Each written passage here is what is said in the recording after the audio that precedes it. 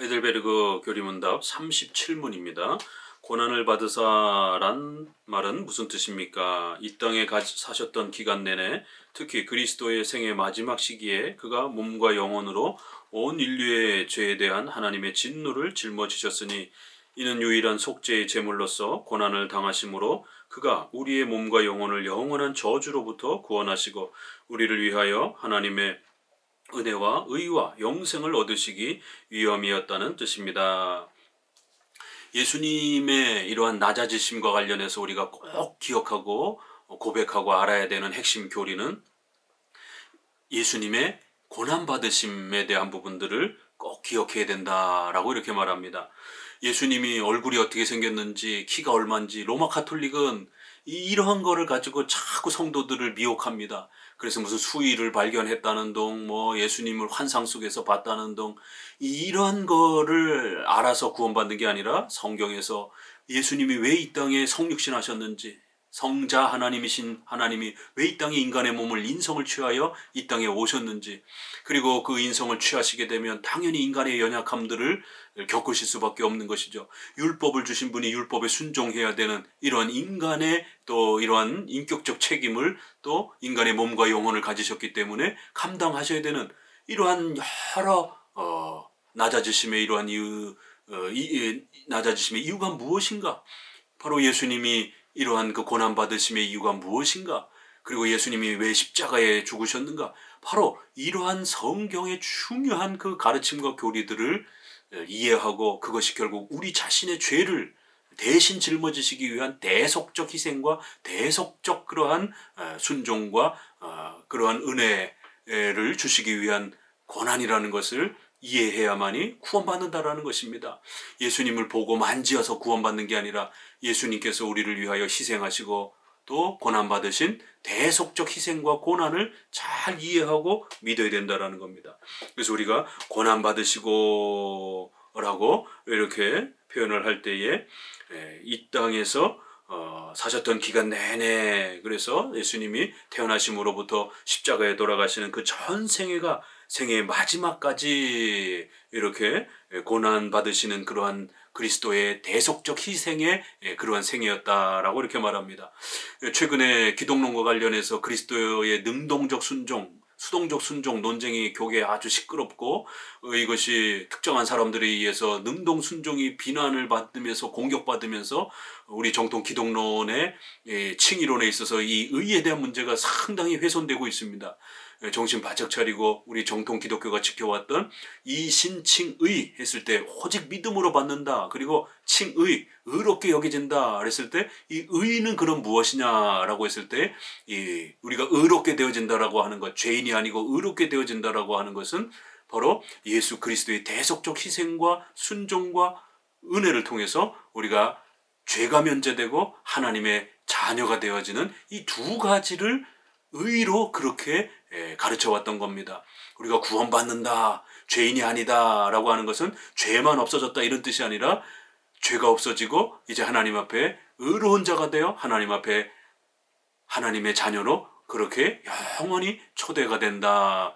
이러한 의로 회복되었다라고 이렇게 전통적으로 구원론을 이신칭의를 말할 때 그 의의 요소를 그렇게 말해왔고, 그것을 이제 조금 조직신학이라든가 이런 학문적 표현으로는 능동순종, 수동순종 이렇게 표현을 해서 그리스도께서 전 생애 동안에 이 땅에 오셔서 대속적 그러한 고난과 희생, 또 십자가에 정죄당하여 죽으심, 이런 모든 전생애가 우리를 위한 대속적 희생이었다라는 것, 우리의 죄를 대신 짊어지시는 그러한 희생이었다라는 것으로 그렇게 수동순종을 이야기했고, 또 적극적 순종, 능동순종 이렇게 번역은 좀 달리 하더라도 율법에 순종하시면서 행위언약에서 약속했던 약속의 말씀을 온전히 지키면 영생할 것이다라고 하는 그 행위언약의 약속을 우리 인간이 아담이 범죄하고 깨뜨렸기 때문에 전 인류는 죄인이 된 겁니다. 그래서 그 죄값이 발생이 되어서 대신 그 죄값을 치르신 것이고, 또한 한편으로는 여전히 행위언약의 요구가 남아있기 때문에 그 행위언약의 하나님의 법의 공의의 요구를 예수님이 온전히 태어나면서부터 돌아가실 때까지 전생일을 통해서 그 율법의 모든 부분들을 완성하시면서 하나님의 의로운 율법의 공의의 요구를 만족시켰다라고 하는 바로 이 두 가지 죄가 면제되어지고 하나님 앞에서 그 의의 하나님의 공의를 만족시켰다라는 것. 그래서 의를 획득하셨다라는 것, 우리의 죄를 대신 짊어지신다라는 것, 이렇게 대속적 그러한 그 형벌, 그리고 공의의 만족, 이렇게 해서 이것을 대속 형벌 만족론 이렇게 표현을 합니다. 대속 형벌 만족론이라 이렇게 표현하기도 하고, 이걸 구별해서 우리 죄를 대신 짊어지시는 대속적 형벌을 받으시는 겁니다. 그리고 율법에 온전히 순종하셔서 의를 획득하시는, 영생의 이러한 복을 누리겠다라고 약속했던 그 의를 획득하셔서 우리를 하나님의 자녀로 그렇게 초대해 주시는 겁니다. 그래서 칭의에서 의는 소극적인 면은 죄를 제거해 주는 면이고, 적극적인 의의 모습은 양자를 포함하는 겁니다. 그래서 칭의와 양자가 구원론에서 이렇게 함께 다뤄지는 겁니다. 죄가 제거되는 것은 좀 더 소극적인 칭의의 그런 단면이고, 적극적으로는 우리가 하나님의 자녀가 되어지는 이러한 은혜를 누리는 것이 의의 본질적인 그런 내용인 겁니다. 그래서 십자가의 죽으심과 부활이라고 하는 이 두 가지가 기독교회의 본질이 되는 겁니다. 구원에. 왜냐하면 십자가에 죽으신다라고 하는 것은 우리 대신 정령 죽으리라, 그 죄값을, 우리가 죽어야 되는 죄값을 하나님 앞에서 반드시 받는 거예요. 그리고는 예수님이 철저히 순종하셔서 하나님 앞에 인정받았다라는 것을 하나님의 공의의 요구에 충분히 그렇게 순종하시고 만족되었다라는 것을, 그 죽은 생명을 다시 살려주심으로 인해서 예수님의 순종이 하나님 앞에 연락되었다라고 하는 그러한 보증과 증거로서 부활을, 우리에게 예수님의 부활을 그렇게 허락해 주신 것입니다. 그래서 예수님의 부활은 단순히 사람이 살았다 이런 차원보다도 더 나아가서는 하나님의 공의로운 그 율법의 모든 요구들을, 예수님이 순종하셨던 그 모든 삶들이 그냥 죽어버리면 이게 성공을 한 건지 안 한 건지 알 수가 없잖아요. 예수님이 순종하셨던 모든 그 순종들이 이제 예수님이 다시 살아나시면서 하나님 앞에 그 공의가 만족되었다라고 하는 충분한 보증으로서 부활의 이러한 역사를 하나님이 허락해 주신 것으로 그렇게 해석해 온 겁니다. 그래서 죄값에 대한 이러한 대속적 형벌, 그리고 율법의 요구에 대한 온전한 공의의 만족, 그래서 대속적 형벌 만족론이다 이렇게 소개하면서 예수님의 이 고난받으심이란 평생 동안 희생과 우리 대신 죄값을 짊어지시면서 그렇게 사시고 고난받으시고 십자가에 정죄로 처형되는 전생애의 이러한 모습, 또 한편으로는 또 그렇게 우리에게 의를 획득하여 주시기 위하여 우리 대신 우리가 율법에 순종해야 될 그 의무를 예수님이 온전히 아담이 하지 못했던 그 율법의 순종을 온전히 하나님 앞에 순종하셔서 의를 획득해 주시고 우리 대신 그렇게 하나님 앞에 공의를 만족시켜 주셨다라는 겁니다. 그래서 우리의 죄가 예수님께 전가가 되고 예수님이 이루신 의가 우리에게 전가가 되는, 이걸 이중 전가라라고 그럽니다. 우리의 죄는 예수님께 전가되어서 마치 예수님이 죄인인 것처럼 죽으신 거고, 예수님이 순종하여 얻으신 의는 우리가 한 거 아닌데 바로 우리가 한 것처럼 그렇게 우리에게 전가 시켜주시겠다라는 거예요. 그래서 하나님께서는 이제 우리가 예수님만 믿기만 하면 예수님이 짊어지신 그런 대속적 그러한 죄값, 또 그 다음에 대속적 형벌, 예수님이 순종하여 얻으신 그 의로운 의를 우리의 것으로 그렇게 여겨주시겠다라는 겁니다. 바로 이렇게 고난받으사라고 하는 부분에는 이 땅에 사셨던 기간 내내 그리스도의 생의 마지막 시기까지 그가 몸과 영혼으로 온 인류의 그러한 인간이 처한 그 죄에 대한 하나님의 진노, 바로 그 정죄, 죄값, 바로 이거를 짊어지신 대속적 형벌의 의미를 가르친다라는 거예요. 이는 유일한 속죄의 제물로서, 속죄, 죄를 제거하는, 죄를 면제하는 그러한 은혜로서, 그러한 희생 제물로서 고난을 당하심으로써 그가 우리의 몸과 영혼을 영원한 저주로부터, 바로 그 영원한 지옥의 형벌로부터, 정죄로부터, 우리를 죄와 사망으로부터 그렇게 대신 죄값을 치르시고 우리를, 죄를 제거하시는 바로 죄의 면제의 이러한 구원의 은혜를 이루신 분이라라고 그렇게 고난받으사라는 가르침 안에는 대속적 그런 희생과 대속적 순종과 공의의 이러한 만족을 이루신 그러한 그리스도의 은혜를 우리가 고백하는 것이라는 겁니다. 우리를 위하여 하나님의 은혜와 의와 영생을 얻으시기 위함이었다는 것입니다. 보세요. 여기도 죄의 면제만 제거만 이야기하지 않고 마지막 문장은 그 은혜를 통하여 우리가 새로운 의를 얻게 되었고 새로운 의란 하나님의 자녀가 되는 바로 이 영광스러운 권세를 말하는 거죠. 그것으로 인해서 이제 영원토록 사는 이러한 복을 누리게 되었다라고 이렇게 말합니다. 아담의 그 최초의 상태는 그 상태도 의가 주어졌고 또 불멸하는 그러한 영혼을 하나님이 주셔서 창조해 주셨습니다. 그러나 하나님은 행위언약이라고 하는 약속을 맺으셨고 그래서 아담이 자신의 의지를 가지고 타락할 수도 있고 안 할 수도 있는 이러한 가능성 아래에 그렇게 인격적 행위를 하도록 하나님은 그렇게 창조해 준 거예요. 왜 죄를 짓지 않도록 다 가둬놓았으면 좋지 않겠느냐? 그렇게 되면 인간은 기계가 되는 거죠. 인격이 없는 거죠. 인격이란 뭔가를 선택할 수 있는, 선악을 선택할 수 있는 그러한 행위가 존재할 때만이 인간의 인격적 존재라 이렇게 말할 수 있는 것이에요.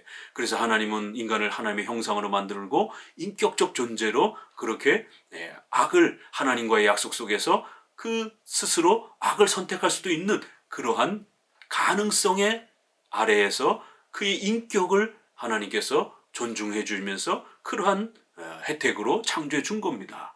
그렇기 때문에 영생의 이러한 그 불멸의 영혼을 가지고 태어났지만 그 영혼이 그 불멸이 중단될 수도 있는 정령 죽으리라라고 이렇게 또 하나님이 경고하셨기 때문에 그것이 최종적으로 불변하도록 확정되어 있는 상태는 아니었던 것입니다. 그래서 행위 언약을 통하여 더 높은 단계의 영생으로 올라갈 수도 있는 거고 더 엄청난 비참한 상태의 영생, 지옥에서 영원히 사는 것도 영생이죠. 한편으로는 다른 의미의 영생이지만 그렇게 지옥에서 영원히 사는 이러한 참혹한 상태의 영생으로 떨어질 수도 있는 그러한 가능성 아래 이 창조되었던 겁니다. 그렇기 때문에 우리가 죄만 면제가 된다라면 그 행위 언약의 요구가 여전히 아담에게 요구되었던 것처럼 전 인류는 그대로 노출이 되는 거예요.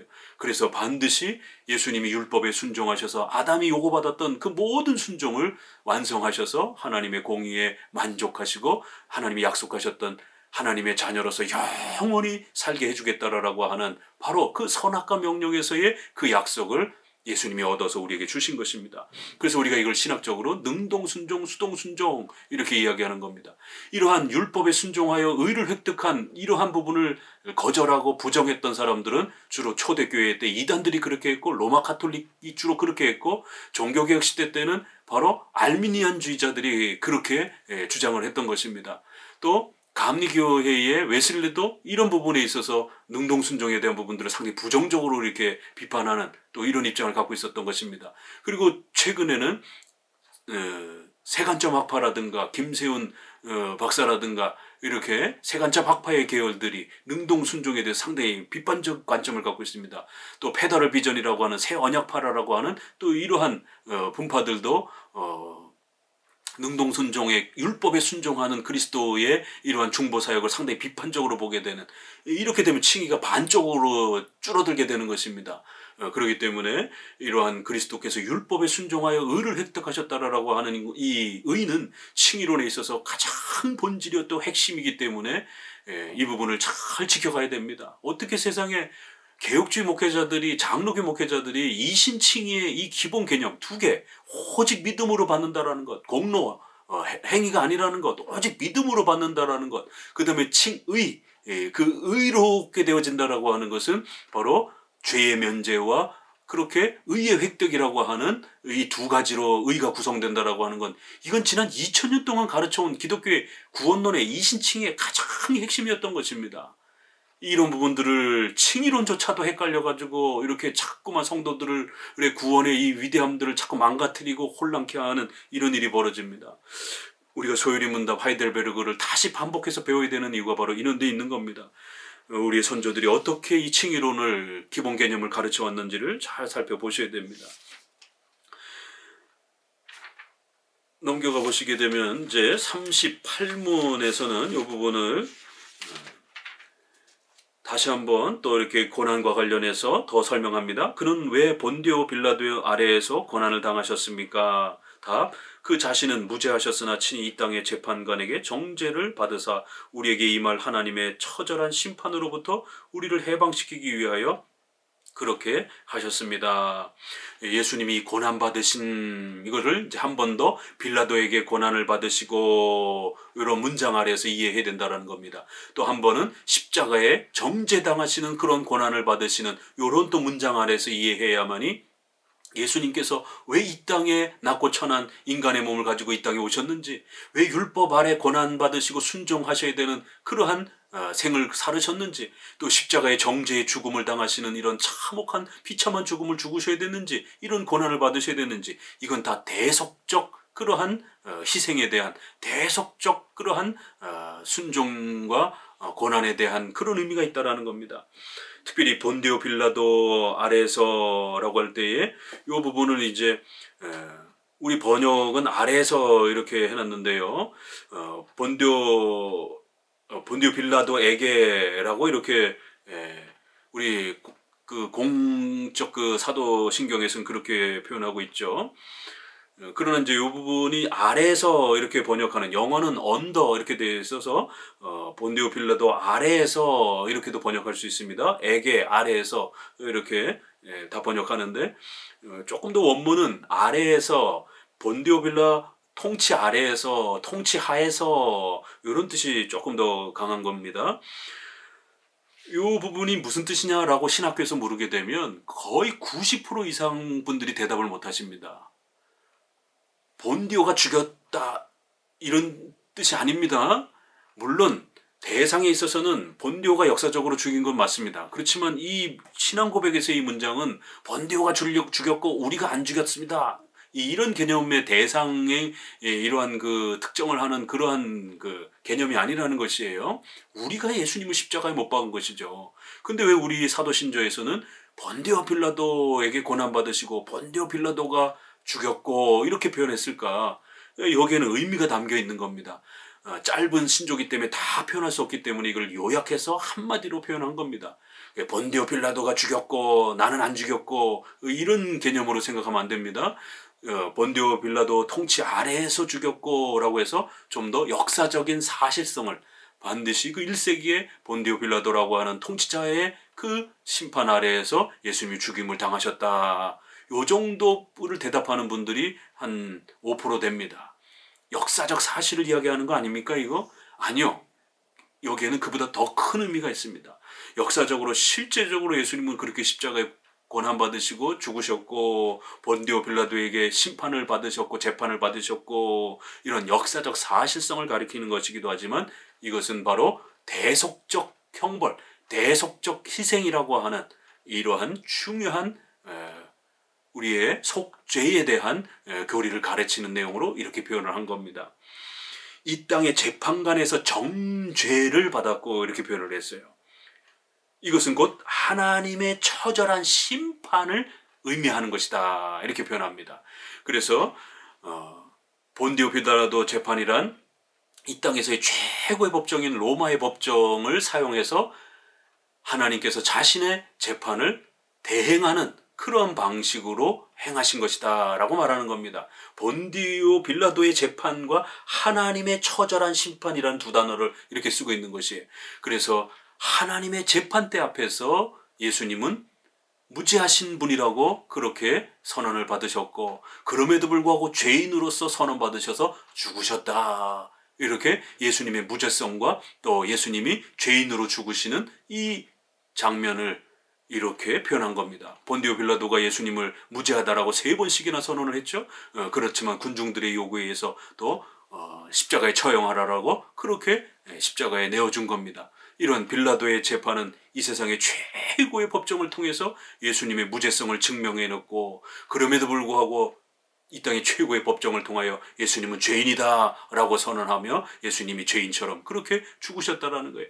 이것은 단순한 그런 재판이 아니라 바로 하나님의 성부 하나님의 재판대 앞에서 예수 그리스도께서 나아가 성부로부터 예수님은 무죄하신 분이다라고 그렇게 선언을 받으셨고, 그럼에도 불구하고 죄인으로서 죽으시는 우리 대신 대속적 형벌, 대속적 죽음, 대속적 희생을 그렇게 또 모두 치르시는 그런 재판을 받는 그러한 하나님의 심판의 공적 재판의 성격을 가르치는 것이다라는 겁니다.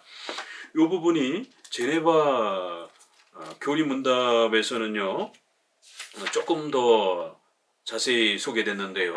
제네바 교리문답 56문에서는 왜 당신은 한마디로 그분이 죽으셨다고 말하지 않고 본디오 빌라도에게 관하여 말하며 또한 그에게서 고난을 받았다라고 말합니까? 답, 그것은 단순히 이 이야기의 확실성을 우리에게 증명하기 위할 뿐만 아니라 또한 그분의 죽음이 정죄와 연결되어 있다는 사실을 명백하게 표현하기 위한 것입니다. 바로 대속적 희생, 대속적 죽음이라는 사실을 가르치기 위하여 본디오 빌라도에게 고난받으시고 라는 표현을 강조하는 것이다라는 겁니다.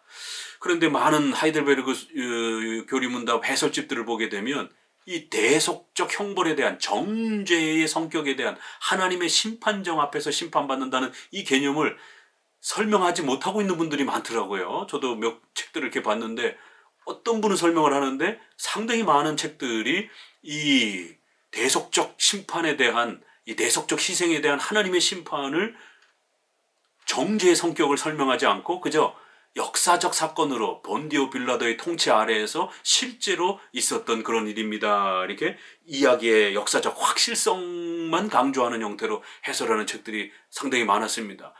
그렇기 때문에 이 표현은 단순히 그런 의미가 아니라 이 땅의 재판관에게 정죄를 받으신 것이 바로 그것은 단순한 재판이 아니라 하나님이 하나님의 심판대 앞에서 우리 대신 정죄를 받는 무죄하신 분이 죄인으로 죽으시는 그러한 심판을 선언받는 장면을 통해서 예수님은 자신의 죄 때문이 아니라 누군가의 죄 때문에 대신 죽는 그런 정죄적 죽음이라는 것을 이렇게 표현한 것이라는 겁니다. 그러니까 본디오 빌라도에게 고난을 받으시고 십자가에 못 박혀 죽으시고 그리고 마지막에 이제 하나 더 지옥에 내려가시고 요 세 가지는 바로 정죄의 죽음을 뜻하는 대속적 죽음, 대속적 희생을 가르치는 아주 중요한 핵심 교리입니다. 속죄 교리입니다.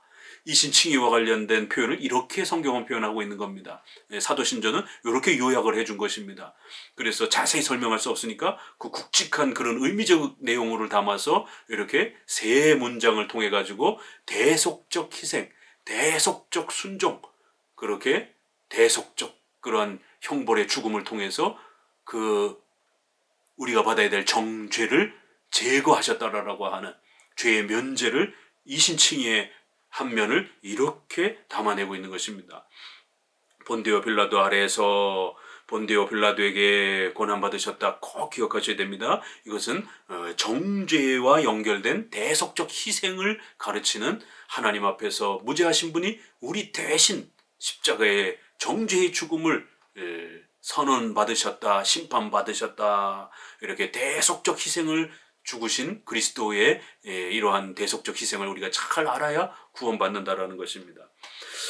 우르시누스의 설명을 조금만 설명드려 보게 되면요, 그리스도의 고난과 관련하여 빌라도가 언급되고 있다. 이는 그리스도께서 이 재판관으로부터 그의 무죄함에 대한 증언을 얻으셨기 때문이다. 그가 이 재판관으로 말미암아 무죄를 선언받으셨으나 그럼에도 불구하고 정규적인 재판을 통해서 정죄를 받으셨다는 것을 우리로 알게 하고자 함이라. 여기도 보세요. 역사적 사실성 이런 개념보다는 무죄함을 증언받으셨고 또 정규적인 재판을 통하여 정죄받았다라고 하는 이 정죄에 초점이 있다라는 거예요. 그러나 어째서 그리스도께서 한 재판관 아래에서 고난을 당하시고 일상적인 법적 절차에 따라 정죄를 받으셔야 했는가? 첫 번째, 그가 우리 죄로 인하여 하나님으로부터 정죄를 받으셨고 그리하여 그가 우리를 위하여 하나님께 보상을 죄값을 치르는 것을 행하셨으므로 우리가 그의 극심한 심판으로부터 다시 정죄받지 않으리라는 것을 이렇게 가르쳐 주신 거라는 겁니다. 여기도 아주 우르시누스도 정확하게 설명하죠. 하나님으로부터 정죄를 받으셨고 우리가 받아야 될 것을 그렇게 하나님께 보상, 죄값을 치르는 그런 죽음의 성격을 강조하기 위해서 이렇게 표현한 거라는 겁니다. 그러므로 이제 우리는 다음과 같은 질문을 하게 된다. 본디오 빌라도 아래에서 고난 당하신 예수 그리스도를 믿는다는 것은 과연 무엇인가? 이는 그저 역사적인 사실에 대한 믿음만이 아니라 그리스도의 고난을 신뢰하도록 이끄는 그런 믿음을 갖는다는 것이다. 그러므로 그것은 첫째로 그리스도께서 그의 탄생의 순간부터 온갖 종류의 비참함을 견디고 인내하셨다는 것과 또한 그가 특히 그의 생애의 마지막 기간에 빌라도 아래에서 육체와 영혼의 가장 극심한 고통을 당하셨다는 것과 또한 그가 온 세상의 죄를 보상하며 죄로 인하여 촉발된 하나님의 진노를 누그러뜨리시는 중에 하나님의 처절한 진노를 느끼셨다는 것을 믿는 것이다. 또한 둘째로 그리스도께서 나를 위하여 이 모든 일을 당하셨고 그리하여 그의 모든 고난으로 말미암아 나의 죄를 보상, 죄값을 치르셨고 나를 위하여 죄사함과 성령과 영생을 공로로 그렇게 획득하셨다는 것을 믿는 것이다. 이렇게 죄가 면제되어지고 그렇게 해서 우리가 다시 의롭게 되어지는 하나님 앞에서 의의 획득을 그리스도께서 얻으신 것을 우리가 얻을 수 있는 이런 아주 중요한 그러한 죽음의 성격을 본디오 빌라도에게 고난받으시고 라는 문장으로 가르친다라는 겁니다. 우르시누스는 조금 더 적극적으로 죄의 면제뿐만 아니라 의의 획득까지 이 본디오 빌라도에게 정죄받으시고 그리고 하나님 앞에 공의를 만족시키시는 이러한 고난이었다라고 이렇게 이 문장 안에 담겨 있는 겁니다라고 이렇게 설명을 합니다. 37, 38문 아주 중요한 이신칭의와 관련해서 그 의의 내용을 이렇게 예수 그리스도의 대속적 희생과 대속적 그 형벌 또 예수님의 대속적인 그러한 또 순종을 통해서 우리가 하나님 앞에 공의의 그 모든 만족을 또 예수님이 이루신 것을 우리가 그렇게 대신 전가라는 형태로 우리가 행한 건 아니지만 예수님이 이루신 것을 우리가 얻는 이러한 칭의의 위대한 복을 그렇게 또 성경은 가르쳤고 그것을 사도신경은 핵심 교리로 이런 표현에다가 이신칭의 문장을 담아서 가르친 것입니다. 이건 바로 이신칭의를 가르친 아주 중요한 설명이라는 것을 꼭 기억하셔야 됩니다. 감사합니다.